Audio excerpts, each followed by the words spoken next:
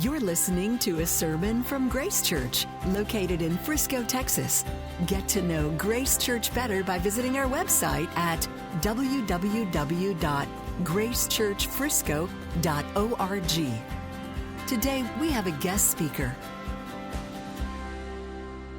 Well, good morning. This morning, we have a guest preacher.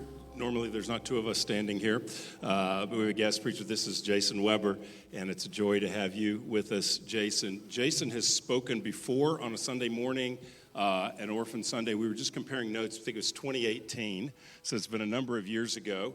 He and his wife, Tricia, have also spoken at a brunch that our church hosted a number of years ago for our adoptive families, and so it's wonderful to have you back with us this year. He's been a real encouragement, his wife as well, who I believe will be in the second service, been a real encouragement to Diane and our orphan care ministry, Families of Hope at Grace Church. So he comes not just as someone who's informed and experienced, but someone who's he and along with his wife have been a partner to us as a church, and so that's super meaningful to us. Jason serves as the national director for More Than Enough, for the Christian Alliance for Orphans, and he's helped to write and produce several books, courses, Bible studies, and other tools that have really been created to serve churches, to help churches for children and their families.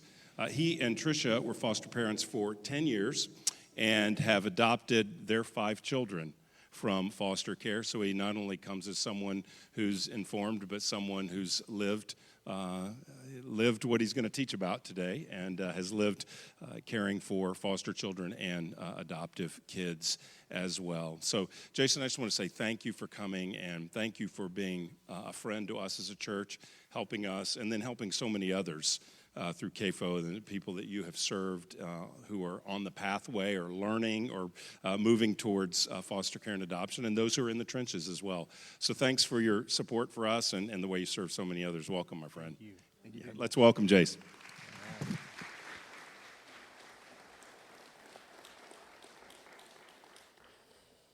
Good morning. It is so good to be with you this morning. Thank you, Pastor Craig. Thank you for giving me the opportunity to share with you today. Thank you, Diane, for all the incredible work that you're leading here at Grace. As Pastor Craig said, my wife Tricia and I, we've been married for 28 years. We met in college our freshman year. We dated through college, and we decided that we wanted to wait until we graduated to get married. So we waited 6 days. 6 days after we graduated, we got married, and we went to be trained to do inner city ministry. And we spent that summer training, and then we eventually moved into a 100-year-old house in an inner city community in Denver, Colorado. And our goal was to work and live in that community, work with local churches there, and serve the children and families in that community. And it didn't take us very long before we realized that we were, probably over 50% of the kids we were working with on a weekly basis had been touched by foster care at some point in their lives. For some of those kids, they were in foster care while we knew them. Others had been in foster care when they were younger, and now they were back with their biological families, and they were living with their biological families. Others went into foster care while we were there. And so for some people who get passionate about foster care, sometimes that comes directly because of an encounter, because of a coming close with a child, right? But for us, that's partially true. But for us, it wasn't just about coming into a close encounter with a child. It was about coming into close encounter with families who are struggling. And very often, sometimes, we get the mistaken impression that foster care and adoption, that these things are about taking children out of bad families and putting them into good ones. But very often, the journey is different than that. Very often, the journey is supporting families who are struggling and coming alongside them and seeing the good things that are there. And if there's anybody in the world that ought to believe in the power of God to repair broken things, it ought to be us. Yes. And so that was the journey that we started on. And so we decided to become foster parents and in the year 2000. And as Pastor Craig said, we fostered for 10 years. But as we entered that process, You might have heard the rumor that there's some paperwork involved with that, and there is, and we started down that journey. Now, in our paperwork, we were pretty clear that we were available. We were 24 and 25 years old. We didn't know what we were doing. We had never parented before, so we were pretty clear in our paperwork. We'll do one at a time, and we'll do no major medical needs. Imagine our surprise when we get a phone call that asks us to take two preemie twins who'd been in the hospital for 3 months, might have cerebral palsy, but we won't know that until they're 2 years old, had open heart surgery, one of them at 11 days old and almost died. What do you think? Well, I think you probably didn't read our paperwork to begin with, but my wife will be in the second service, but if you were to meet her, you'd find that she's the most compassionate person on the planet, and so you just interact with her for a few minutes, and you know the depth of empathy there. And so one of the things they told us is they said, well, and this is not normal in foster care, but they said because there's so much care involved, you guys can go down and meet them at the hospital and see what's involved in their care, and then you can make a decision. And so in infinite wisdom, my wife says, well, let's just go down and meet them. We don't have to actually say yes. It's not even really worth me telling the rest of the story. You already know how it ends. So we brought these two preemie twins into our home, and that ended up being a 3.5-year case that in that case did end up ending in adoption. And we did foster care for 10 years. We saw some kids come and go. Most of the kids that came to us stayed, and we ended up with 5. Those preemie twins that were tiny and came hooked to oxygen, and they were on oxygen for one of them for 18 months, one of them for 9 months, but they're now doing well. They're now 24, and we have 5 kids ranging from 24 down to 15. And our 15-year-old will be here later with my wife as well.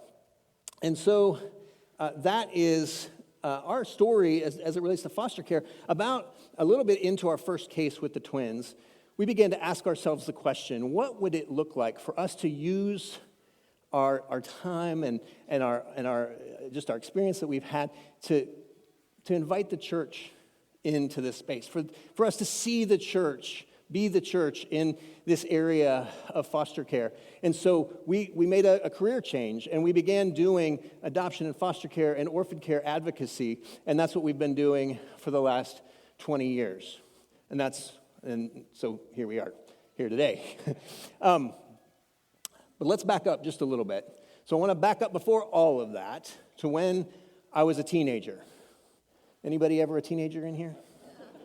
Anybody still waiting to be a teenager? It's coming soon. Okay, we got a few people. Okay, so here's the deal.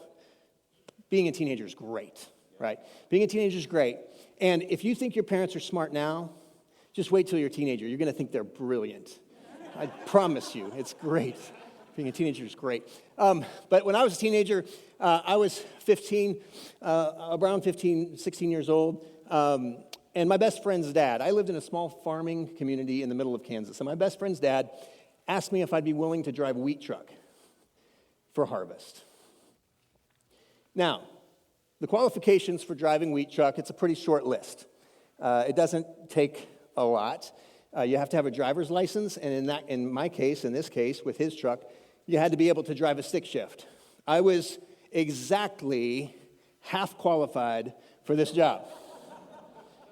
I had a driver's license. I did not know how to drive a stick shift. And he said, it's okay, I'll teach you. And so a couple days before harvest is to come, he takes me out in his 1950 Chevy wheat truck. That very truck. Now, y'all, you can see me from where you sit. You see the gray hair. You know I'm no spring chicken. But I'm telling you, when I was a teenager, that was still a really old truck. It was a really old truck. And so he takes me out a couple days before harvest, and he's teaching me how to drive stick shift, and harvest is coming quick, and harvest is important. It is something you don't want to be late for, you don't miss, and it is important to bring it in when the wheat is ripe and the weather is good. And so he teaches me, and the harvest starts, and they begin putting these giant loads of wheat in the back of this truck, and they send me down these dirt roads, these narrow dirt roads, and so I'm terrified. And one of the things I realize through this process is that the harvest is really valuable. Because as I start taking these loads, I'm seeing the tickets that come back, and I'm realizing that a major significant part of this man and his family's livelihood is in the back of this truck that I barely know how to drive. And so, and the harvest, during the harvest, you didn't roll into town to have a leisurely lunch. You had lunch brought out to the field. You couldn't afford to wait because you couldn't afford, maybe a storm rolls in and you lose part of the harvest. So the harvest was incredibly important. And I was incredibly anxious knowing how important it was and that it was riding in the back of my truck. And so in Kansas, in the Midwest, we have these skyscrapers that we call grain elevators. You may be familiar. And at the bottom of the grain elevator, there's this giant, kind of a big garage door, really. And there's a ramp that goes up into this garage door area. So you take your load in your truck and you drive up this ramp into that bay and you dump out the wheat out of the back of your truck and it goes down into this grid on the floor and then the wheat goes wherever it goes in the grain elevator and there's a couple more steps and then you have Wheaties. So I don't know how it works, but that was my job, was to dump the wheat into this grain elevator. And so if I'm driving down the road, now the thing you have to understand about me as a teenager is I was 130 pounds soaking wet. I was a small guy, I could barely see over the steering wheel, and I had a mullet. So I had this long hair flowing out the back, business up front, party in the back, you know the deal. It was the 80s. 80s was a great time for hair, by the way. So I had my baseball cap and my mullet, and I'm driving this truck, and I'm peeking over the steering wheel, and I'm driving down the road, and when I get close to the grain elevator, I look in the parking lot, and if I see that there are no trucks waiting to get in the grain elevator, I am so relieved, y'all. I got to tell you, I was so relieved. But if I drove down the road and I looked in the parking lot of the grain elevator, and there were trucks lined up, I died just a little bit inside. Because here's the deal. I knew that I was going to have to get behind those trucks. I was going to have to sit there in line. And eventually, me in this truck, I didn't know how to drive, filled with wheat, we're going to have to sit on that incline. And there were going to be trucks behind me. And I was going to have to figure out how to get that thing in gear and get it up in there without killing somebody. And I was so anxious. And in fact, a few times I killed the truck. Like it turned it off, like killed the truck, had to start it again. And the anxiety just kept welling up every time I would go there and I would see this line of trucks. Now, eventually, the guys at the grain elevator caught on. They saw me, and they had some railroad ties out next to the grain elevator. So when they saw Mullet Kid coming down the road with his baseball cap, they went and they reached and they grabbed a railroad tie and they put it behind my tires. And so these guys, they saw me. They didn't make fun of me. They met me where I was at. And because someone saw me and helped me, it made all the difference. And it made that fear go away. You know, there's nothing quite like having someone else see you. Like, really see you. And I mean see you like understand you. And understand where you're at in the midst of your struggle. And then meet you where you are with kindness and care. Because the truth is, we cannot care for those we cannot see. You're going to hear that phrase over and over again today. We cannot care for those we cannot see. Now, I want to stop here for just a minute before we move on and we get into the passage. Because one of those moments of feeling seen by God and met with uncommon kindness for us as a family came last year. About a year and a half ago, my wife Tricia was diagnosed with ovarian cancer in May of last year. And it involved a couple of surgeries. It involved chemotherapy. And late last year, we got a call from Diane, and she asked if they could come over and swing by just to see how we were doing. We're like, sure, yeah, come by. And so they came by, and we sat down in our living room, and she hands us this box. And y'all, inside this box was full of notes and gift cards from y'all. And thank you. Thank you for seeing our family in our time of struggle and meeting us where we were. We're grateful. Thank you for doing that. And we found out that you guys had cooked this whole thing up. You'd been working on it for weeks and showed up at our house. So thank you. So clearly, as you guys have evidenced, and I think it's true of all of us, right? We're willing and eager to meet a need when we see it, right? We're willing and eager to meet a need when we see it, but I think it's become increasingly difficult in our culture to see hurting up close. And as we said before, we cannot care for those we cannot see. Why has it become harder for us to see? Why has it become harder to see those that are struggling among us, those that are among the most downtrodden in our communities? I think one of the reasons is busyness, right? We have all kinds of things vying for our attention. We're trying to take care of our families, and that busyness kind of separates us a little bit from the realities of the suffering that is actually in our communities, the families that are struggling. Sometimes that busyness can separate us from that. I think, if I'm honest, I think all of us feel this way, right? That there's a discomfort with suffering. Like, hey, if we have the choice, let's separate ourselves from suffering rather than moving toward it. Except for the fact that we serve a God who sent his son Jesus, who walked toward the cross, who walked toward suffering, who spent his time among the suffering on purpose. But that's hard to figure out how to do in our culture. And to be honest with you, distance, right? Because we spent time living in two different inner city communities, but right now we live in Plano. We live in suburban Plano. And it was easier when we lived in those environments because literally needs would show up on our front step. Our kids will talk about that from when they were little. They remember folks showing up and us being able to try to meet those needs and see those needs. But it gets harder as we distance ourselves. And we cannot care for those we cannot see. So today we're going to look at a chapter in the Old Testament that is largely about seeing a person, specifically a vulnerable person, and then caring for them.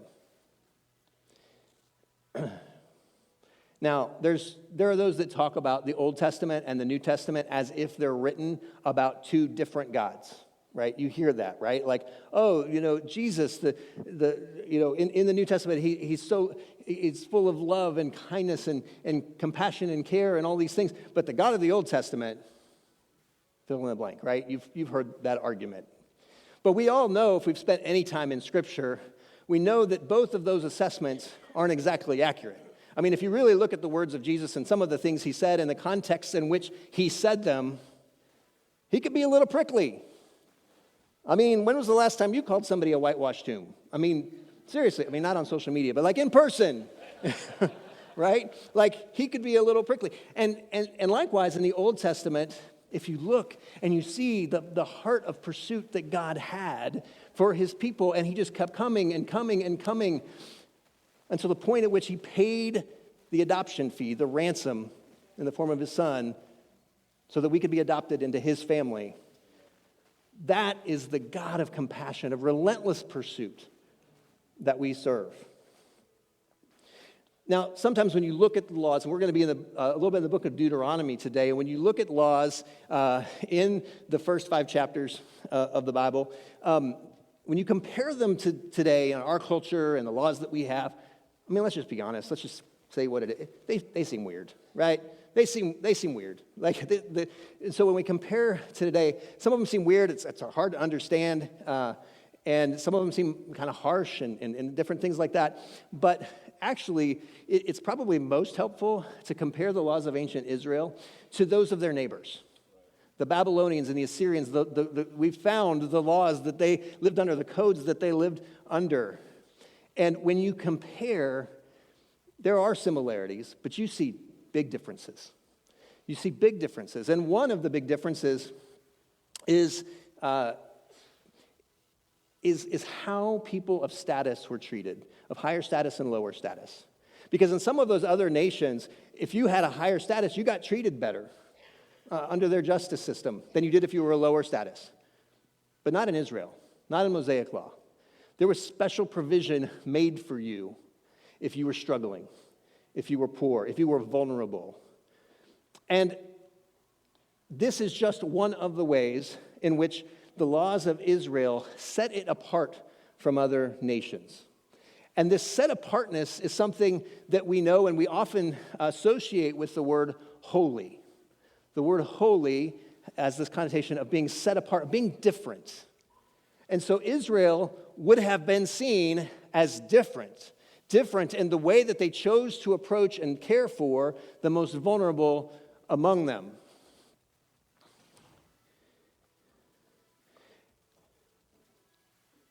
We see this in the New Testament too. The verse you guys are going to probably be familiar with is James 1:27. My friend Jason Johnson, who I work with, he talks about this idea in James 1:27 because it says, pure and undefiled religion is this, to look after orphans and widows in their distress. And very often, I'll just be honest, in the orphan care world, we either kind of stop there or we kind of mumble through the last part of that. But the last part of that is, and to keep oneself unpolluted by the world. There is this combination of holiness and helpfulness that's baked into that. There is an idea that we are set apart, and part of what sets us apart is how we care for the most vulnerable. And we're seeing that here in Deuteronomy as well. So we're going to get to some later verses in Deuteronomy, and we'll show them up on the screen in a minute. But before we get there, I decided just to read. I wanted to read the context and make sure I was understanding everything correctly. So I'm reading earlier in the chapter that we're going to be in today, in chapter 24, and I just noticed a couple things. So I just want to read these verses quickly and point out a couple of things. In Deuteronomy 24, verse 10, it says, "When you make your neighbor a loan of any sort, you shall not go into his house to collect his pledge. And if he is a poor man, you shall not sleep in his pledge." Meaning if he's given you his cloak or his outer garment, or his coat, as a pledge for the loan, you shouldn't sleep in it. You shall restore to him the pledge, the cloak, as the sun sets, that he may sleep in his cloak and bless you, and it shall be righteousness for you before the Lord your God. Now, somebody owes you money, they've taken out a loan, you get this pledge of a cloak. It's very inconvenient that you have to go back to his house, give him his cloak at sunset, and then come back and get it tomorrow, and then give it to him. But that is the kindness of God. That is the expectation that God has for us, is that we see somebody. For those of us that have lots of coats at home, lots of cloaks, it can be difficult to see that, right? It can be difficult to see that person. But if we see them and know that they're going to be cold if they don't have that, then it changes how we act.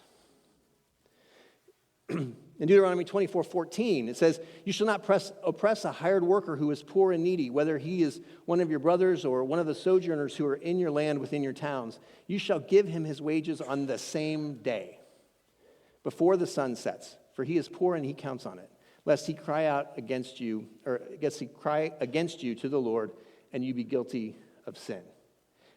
In order to do that, you have to understand that this person is not going to eat if they don't get paid today. And so you see them and you meet them. And that is commanded of Israel. That is the kindness of God. That is the kindness of God. So now that takes us to our passage today, Deuteronomy 24:19 through 22. Let's go ahead and read the first part of that passage. "When you reap your harvest in your field and forget a sheaf in the field, you shall not go back to get it. It shall be for the sojourner, the immigrant, the fatherless, and the widow, that the Lord your God may bless you in all the work of your hands." Let's stay there for a second. So you're harvesting the wheat in your field, and back then they would bundle it into bundles of stalks, and then you'd have this sheaf of wheat. And if you left one in the field, leave it. That is for somebody else, right? Let's move on to the next. This is a small piece of an olive branch, actually from Israel. "When you beat your olive trees, you shall not go over them again. It shall be for the sojourner, the fatherless, and the widow. When you gather the grapes of your vineyard,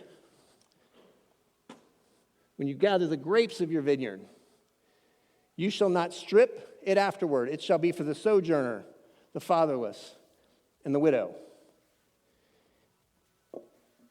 You go over it one time, and you don't go back over it again. God's expectation, and we see this earlier in Deuteronomy, there are instructions on the tithe. So, just to be clear, this is separate from the tithe.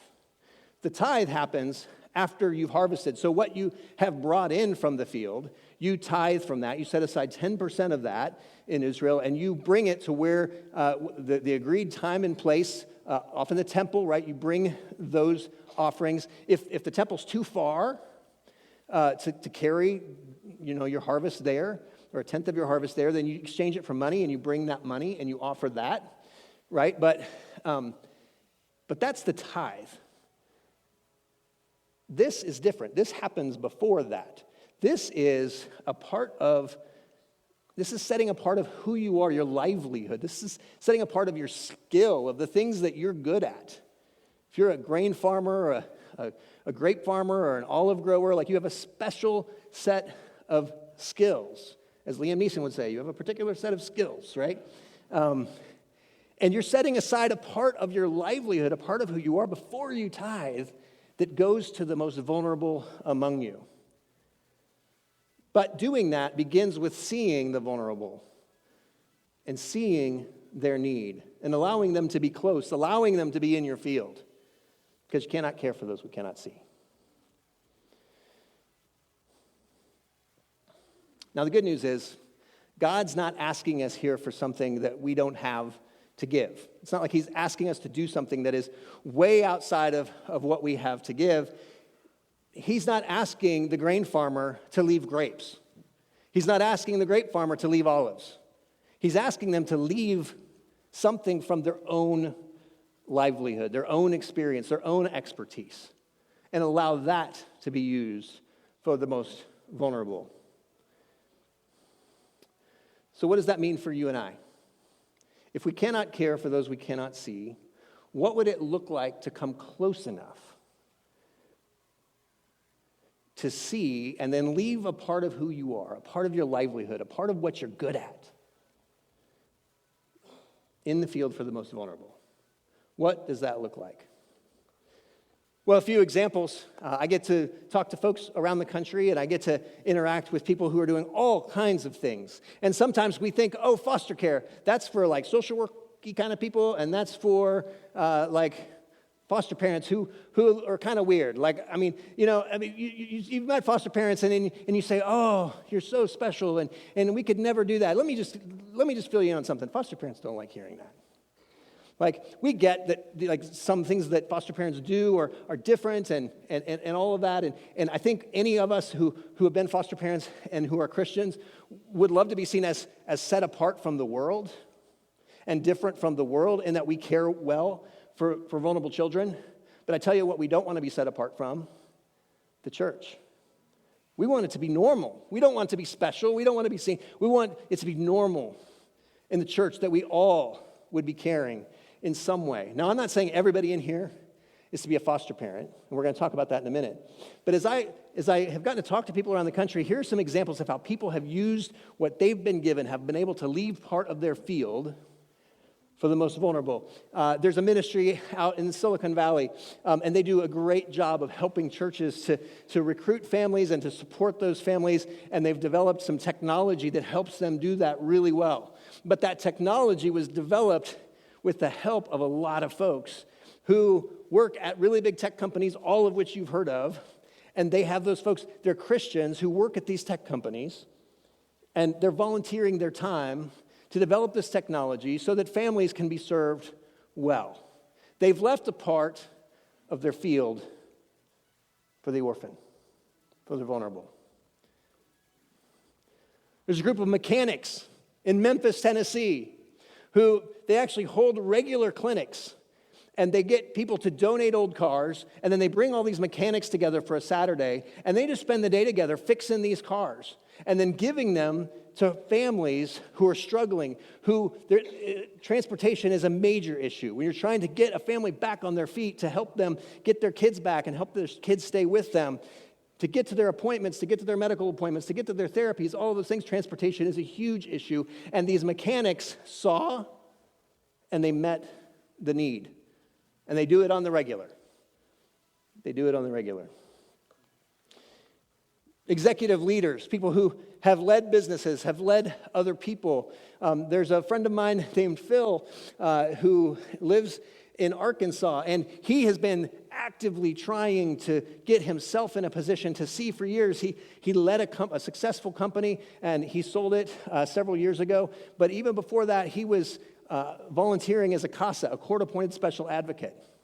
And so he was advocating for children in court, giving them a voice. Well, because he brought himself close enough to see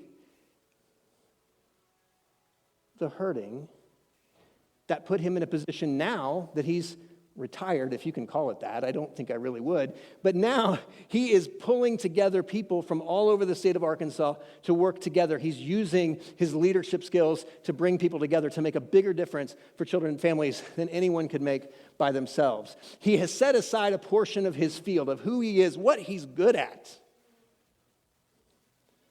to care for the vulnerable. So what's that for you? And I know it can be hard sitting in here like, I don't know, I'm a teacher, I'm a project manager. I don't know what that looks like. My encouragement to you is to not let the day end without asking God to show you. I don't know what it is for you either, but I know someone who does. My encouragement to you is to ask God to show you, God, I have this field, I generate these things, I create these things, but I want this to be not just something I do as a one-off, but I want it to be part of the fabric of my life. And that's what these instructions in Deuteronomy show us, is that God intended for these actions to be part of the fabric of life. And maybe you're one of those people in this room who part of what you have, it's not a wheat field, it's not olive trees, it's not grapes. It's a house with an extra room and a table with an extra seat. Now, don't hear me say that every one of you needs to go out and sign up to be foster parents. But I'm pretty sure some of you do. Some of you already know that. Some of you know that coming in here. Some of you husbands are like, dang it with that guy, what's he doing? But you know, and you've prayed about it,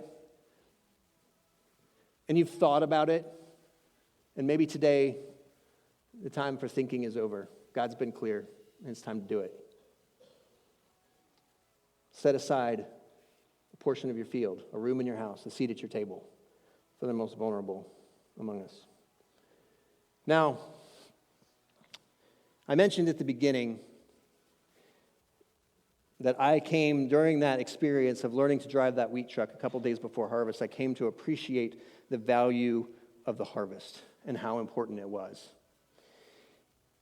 And how we had to get it in quick and we couldn't delay even a day, which made this one experience that happened that year particularly strange. I showed up to work early that morning. My best friend's dad was there and he said, hey, we're not going to be in our field today. We're going somewhere else. And so I said, okay, I got in this really old truck, and I started driving. We took our combines, we took our trucks, and we drove for a while. We ended up at this other field. And when we arrived at this other field, it was full of other combines and other trucks. There was a man in town who'd become very sick, and he couldn't bring in his own harvest. And in a community like the one I grew up in Kansas, when somebody in the community goes down, everybody shows up. And so everybody left their fields, they left their harvest, they took the risk that they could possibly lose some of their harvest, and they showed up for this man and his family. And what would have probably taken, I don't know, a week for him to bring in his harvest by himself, we brought it in a day. Now, if we can show that picture, you see these combines showing up, and these combines roll out into the field, and maybe you've seen pictures of this idea when combines get staggered in the field, and that's exactly what it looked like, is these combines going around and around, staggered in the field. And as we came to the end of the day, and as I think about, we had a meal together to celebrate what had happened. Maybe very much like the meal that's happening later today to celebrate what God has done, right? When the community comes together, beautiful things happen, and we celebrate that. So we were celebrating at that field, and when I think about that, I think about the faces that I can remember that would have been there that day. And as I look around that field, it is abundantly clear I was the least qualified person to be there that day. I barely knew how to drive the piece of equipment I was working on. But somehow, as unqualified as I was, in the grand economy of things, I was needed. I was useful.